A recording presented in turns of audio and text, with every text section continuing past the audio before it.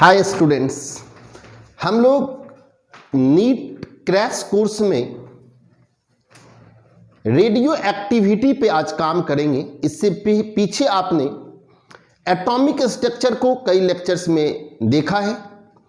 Nucleus पे एक lecture मैं दे चुका हूं जिसमें रेडियस और डेंसिटी ऑफ न्यूक्लियस की चर्चा मैंने किया था। आज के इस लेक्चर में हम रेडियो एक्टिविटी टर्म पे डिस्कस करते हैं। चलिए समय को बर्बाद न करते हुए सीधे पॉइंट पे बात करें। टॉपिक लेता हूं radio activity.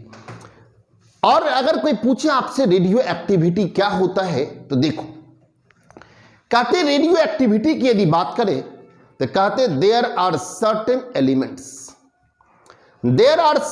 Elements which emit active radiations spontaneously are known as radioactive element, and this phenomena is known as radioactivity, and emitted rays are known as radioactive rays।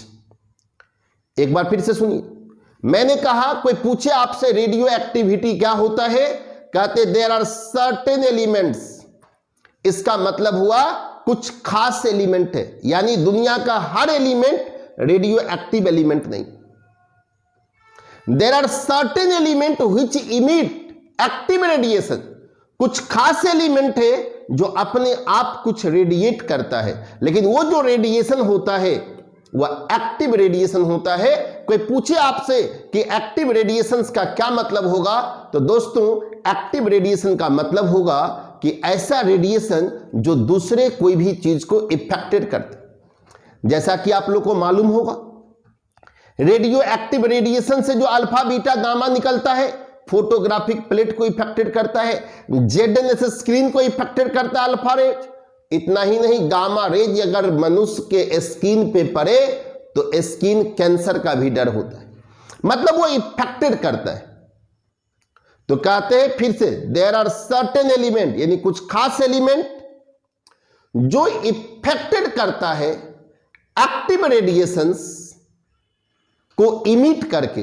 कहते there are certain elements which emit active radiations spontaneously.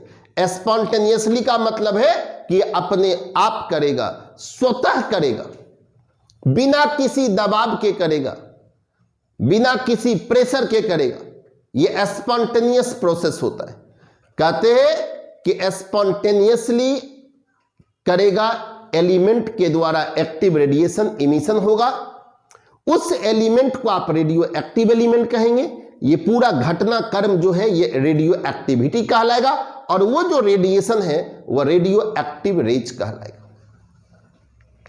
मैं एक बार फिर से बोल दूं, there are certain elements, कुछ खास element which emit active radiation, जो इमिट करता है एक्टिव रेडिएशंस स्पॉन्टेनियसली, मतलब खुद स्वतः, are known as radio active rays, are known as radioactive elements, and this phenomena is known as radioactivity, and emitted rays are known as radioactive rays। दोस्तों आपको यहां से पता चला होगा कुछ खास एलिमेंट ही रेडियो एक्टिव होते हैं। अब आप कहोगे वो कौन सा खास एलिमेंट है, तो एक लाइन में अगर मैं जवाब दूं तो जवाब ये होगा कि जिस एलिमेंट का एटॉमिक नंबर 84 के ऊपर है, यानी 84 के ऊपर आ जाते हैं, 85, 86, 87, 88, 89, तो नॉर्मली उसके ऊपर जो एलिमेंट है वो रेडियो एक्टिव एलिमेंट्स। क्या समझा? 84 के ऊपर वाला एलिमेंट नॉर्मली क्या है? Radio active. कुछ लाइटर एलिमेंट भी रेडियो एक्टिव होता है, जैसे ट्राइटियम, हाइड्रोजन का 1 और मास नंबर 3 भी रेडियो एक्टिव है। कार्बन 6 और ऊपर 14 यानी मास नंबर 14 वाला भी क्या है? Radio active. तो कुछ लाइटर एलिमेंट भी क्या होता है? रेडियो एक्टिव होता है। एक बात और जानिए, रेडियो एक्टिविटी जो है ये फर्स्ट ऑर्डर काइनेटिक्स का एग्जाम्पल है। फर्स्ट ऑर्डर काइनेटिक्स का बहुत एग्जाम्पल है, जिसमें एक एग्जाम्पल रेडियो एक्टिविटी में, याद रखें, radio activity is an example of first order.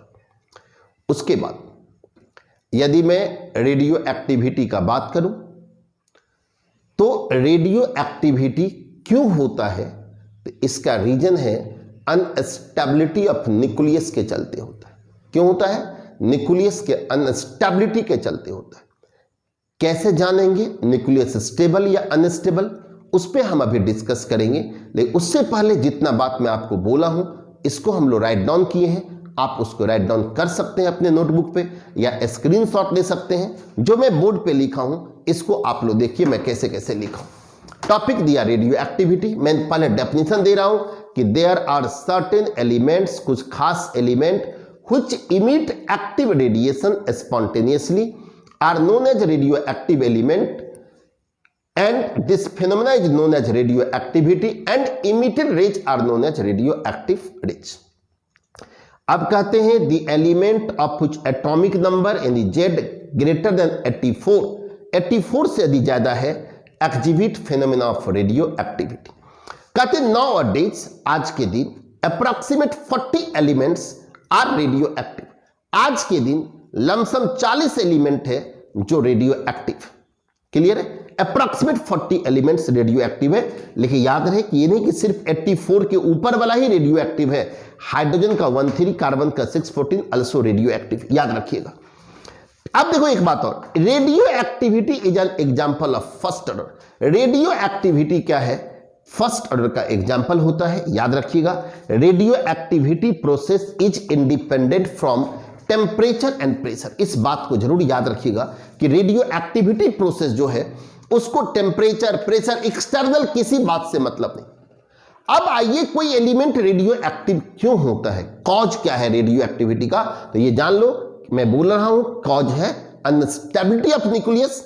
लेकिन उससे पहले कि हम अनस्टेबिलिटी पर चर्चा करें, अगर जिनको राइट डाउन करना है आप राइट डाउन कर ले सकते हैं, और या नहीं तो आप इसका स्क्रीनशॉट भी ले सकते हैं। जैसे भी आपको मन हो आप इसको जल्दी कीजिए, हम आगे की बात करेंगे। वीडियो पॉज करके भी आप लोग राइट कर लीजिएगा, ठीक है। चलिए अब हम लोग टॉपिक लेते हैं कि how to identify elements are radio active और non radio active and what is cause of radio activity. आइए अब टॉपिक दिया हूं कि हम लोग कैसे आइडेंटिफाई करेंगे रेडियो एक्टिविटी। लेकिन उस आइडेंटिफिकेशन से पहले जानते हैं कि रेडियो एक्टिविटी प्रोसेस होता क्यों। तो सुनो, रेडियो एक्टिविटी प्रोसेस न्यूक्लियस के अनस्टेबिलिटी के चलते होता है। इसका मतलब है कि जिस एलिमेंट का न्यूक्लियस अनस्टेबल होगा वो रेडियो एक्टिव होगा, जिसका न्यूक्लियस अनस्टेबल होगा वो रेडियो एक्टिव होगा। अनस्टेबल न्यूक्लियस ही ये फेनोमेना को क्या करेगा, शो करेगा। यानी रेडियो एक्टिविटी प्रोसेस को न्यूक्लियस के बाहर के एक्टिविटी से कोई मतलब नहीं है। कहते हैं radio activity process is independent from extra nuclear region. Extra nuclear region से यह इंडिपेंडेंट होता है, इसको एक्स्ट्रा न्यूक्लियर रीजन से कोई मतलब नहीं होता है। रेडियो एक्टिविटी को एक्स्ट्रा न्यूक्लियर रीजन से कोई मतलब नहीं होता, इंडिपेंडेंट होता है ये एक्स्ट्रा न्यूक्लियर रीजन से। कहोगे इसका मतलब, चूंकि ये न्यूक्लियस के फेनोमेना है, ऑर्बिट में इलेक्ट्रॉन कम है ज्यादा है ऑक्टेट में है, उससे कोई मतलब नहीं है। आप रेडियो एक्टिविटी चैप्टर को न्यूक्लियस से देखेंगे। ऐसा नहीं कई बच्चा बोलता है ऑक्टेट पूरा हुआ, तो ऑक्टेट पूरा है इसलिए कि ऑर्बिट में 8 इलेक्ट्रॉन है, बैलेंस ऑर्बिट में। रेडॉन इनर्ट गैस है लेकिन रेडियो एक्टिव गैस है। कितना बोलेगा सर, इनर्ट है तो रेडियो एक्टिव क्यों है? अरे भाई इनर्ट इसलिए कि बैलेंस में 8 इलेक्ट्रॉन, और रेडियो एक्टिविटी का कारण है कि न्यूक्लियस का अनस्टेबल होना। न्यूक्लियस यदि अनस्टेबल है तो वह रेडियो एक्टिविटी घटना को शो करेगा। कभी भी आप सबसे बड़ा बात लीजिए कि कभी भी इस पार्ट को हम लोग ऑर्बिट के इलेक्ट्रॉन को देख के नहीं समझेंगे, नहीं जानेंगे। हम आपको इस सब बात को यहां पे राइट डाउन की है, देख लीजिए। Radio activity is phenomena of nucleus and it is arises due to unstability of nucleus. Radio activity क्या है? न्यूक्लियस का फेनोमेना है, और ये न्यूक्लियस के अनस्टेबिलिटी के चलते क्या होता है, अराइज होता है। कहते हैं that is unstable nuclei exhibit phenomena of radio activity.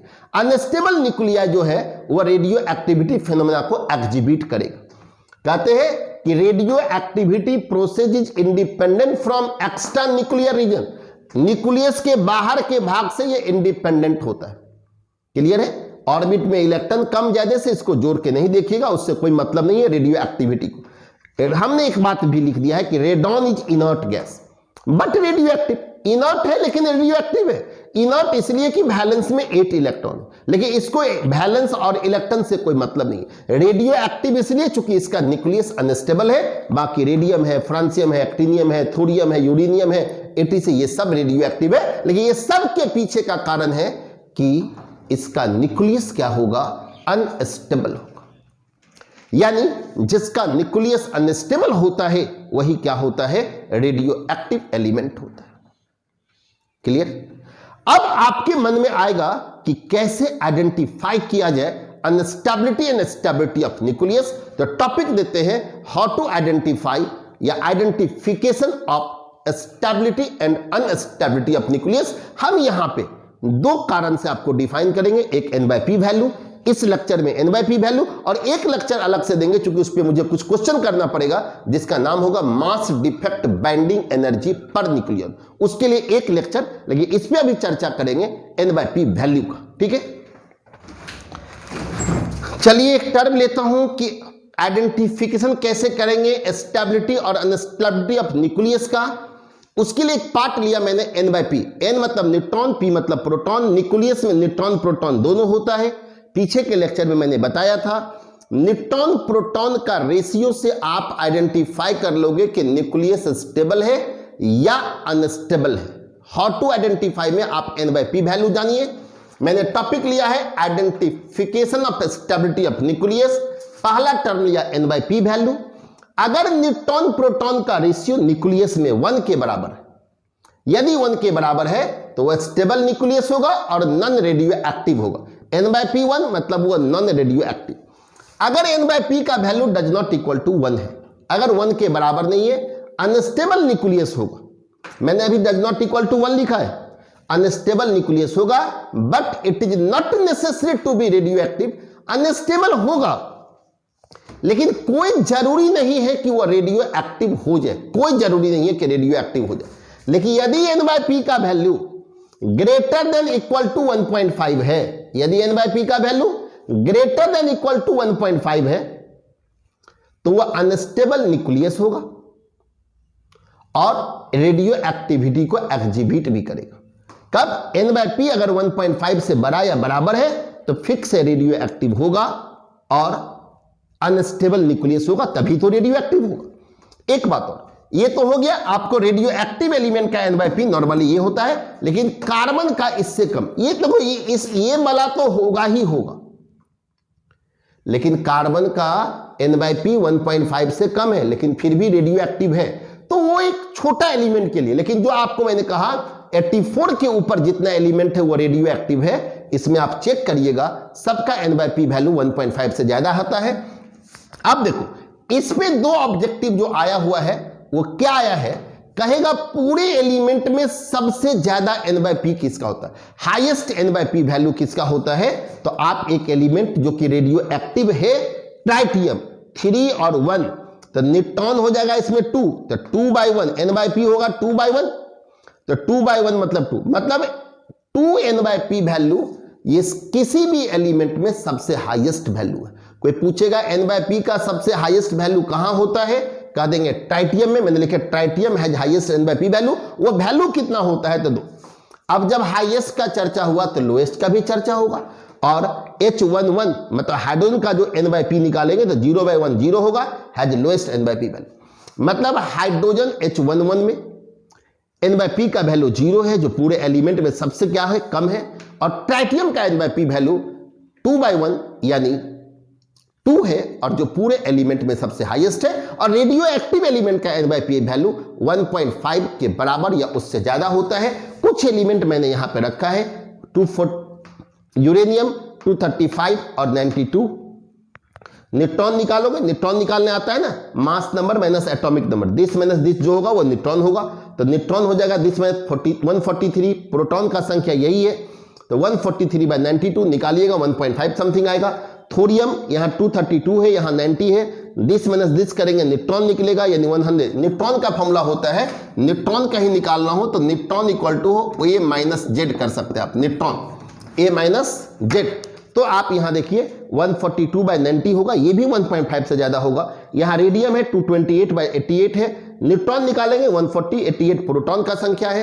तो अब बताओ ये जितना भी एलिमेंट आप देखिएगा, आगे आप एक्टिनियम को चेक कर लीजिए, किसी का भी चेक कर लीजिए, तो रेडॉन का चेक कर लीजिए, तो N/P का वैल्यू 1.5 से ज्यादा है और वो रेडियो एक्टिव। हालांकि अगर एक्चुअल बात कहिए तो ये रिवर्स बात है। जो रेडियो को पूछेगा ये डाटा कहां से आया, फैक्ट देखिए, तो मैं बोलता हूं ये रिवर्स है। जितना रेडियो एक्टिव एलिमेंट है यानी 84 के ऊपर जो एलिमेंट है सबका N/P वैल्यू 1.5 से ज्यादा है और इसीलिए इसको लिया गया। इसका अनस्टेबिलिटी का एक्चुअल कॉज अगर देखा जाए मैथमेटिकली, तो उसके लिए आप अगला लेक्चर देखिए। चूंकि मैं कहा हूं कि छोटे छोटे वीडियो में आपको 10 मिनट, 15 मिनट, 12 मिनट का एक वीडियो आएगा, एक कंसेप्ट लाएंगे और कोशिश रहता है कि उस कंसेप्ट से क्वेश्चन आपको नीट में पूछे। तो इस लेक्चर में इतना ही।